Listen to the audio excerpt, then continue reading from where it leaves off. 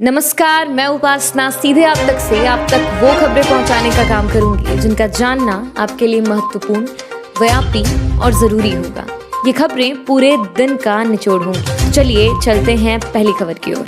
रूस और यूक्रेन के बीच चल रहे भीषण युद्ध से पैदा हुए भू राजनीतिक जोखिम से खनिज, तेल, गैस और भूषण तथा खाद्य और उर्वरक जैसी वस्तुओं के दाम बढ़ जाएंगे। जारी संकट के चलते चालू वित्त वर्ष में देश का आयात बिल बढ़कर 600 अरब अमेरिकी डॉलर हो सकता है। इस कारण कच्चे तेल, प्राकृतिक गैस, रत्न और आभूषण, खाद्य तेल और उर्वरक के आयात पर भारत की निर्भरता और रुपयों के मूल्यों से गिरावट की संभावना जताई जा रही है। इससे महंगाई और चालू खाता घाटा बदलने की आशंका भी जताई जा रही है। पश्चिम बंगाल की मुख्यमंत्री और टीएमसी प्रमुख ममता बनर्जी एक बार फिर से यूपी चुनाव में अपनी उपस्थिति दर्ज कराने जा रही हैं। छठे चरण की वोटिंग के बीच गुरुवार को ममता बनर्जी पीएम मोदी के संसदीय क्षेत्र वाराणसी में समाजवादी पार्टी अध्यक्ष अखिलेश यादव के साथ करेंगी रैली। विधानसभा चुनाव में वैसे तो यूक्रेन रूस की एंट्री पहले ही हो चुकी थी, फिर भी भाजपा की तरफ से यूक्रेन का मामला लाने के बाद अखिलेश यादव ने भी मंगलवार को इसी मामले पर केंद्र सरकार पर बड़ा हमला बोला। अखिलेश ने कहा, फंसे बच्चे और हमलों में मारे गए छात्र को लेकर केंद्र सरकार पर बड़ा निशाना साधा। बड़ी खबर, बिहार बोर्ड मैट्रिक्स की कॉपियों का रात 9 बजे तक होगा मूल्यांकन। आने वाली खबर शायद इस देश के लिए शर्मिंदगी की बात होगी।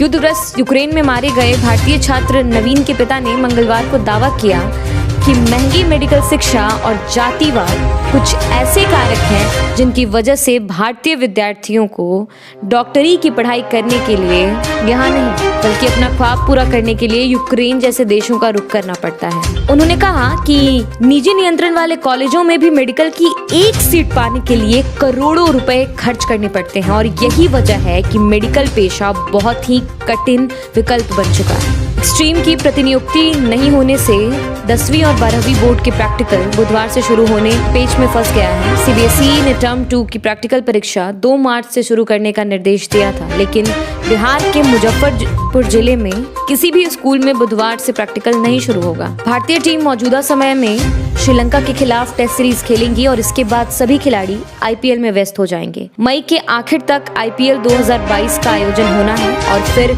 खिलाड़ियों को एक बड़े ब्रेक छुट्टी मिलेगी। उसके बाद टीम इंडिया को टेस्ट और 3-3 मैचों के T20 और वनडे सीरीज खेलनी है। उसी समय भारत की एक दूसरी दर्जे की टीम आयरलैंड के लिए रवाना होगी, जहां 2 मैचों की T20 सीरीज खेली जानी है। यूक्रेन में रूसी सैनिकों का यह युद्ध बुधवार को 7वें दिन में प्रवेश कर गया है। इस लड़ाई में यूक्रेन के सैनिक के साथ साथ वहां की जनता भी साहस के साथ लड़ाई लड़ रही है।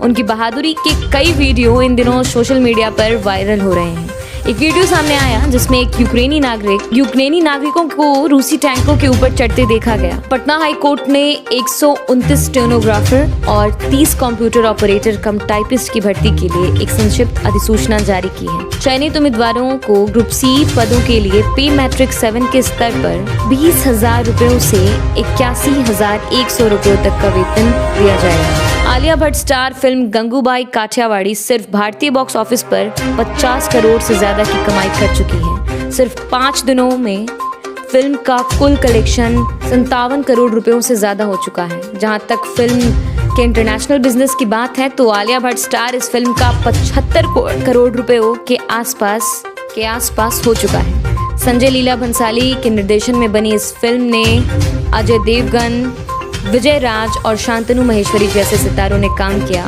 फिल्म की जमकर हो रही है तारीफें।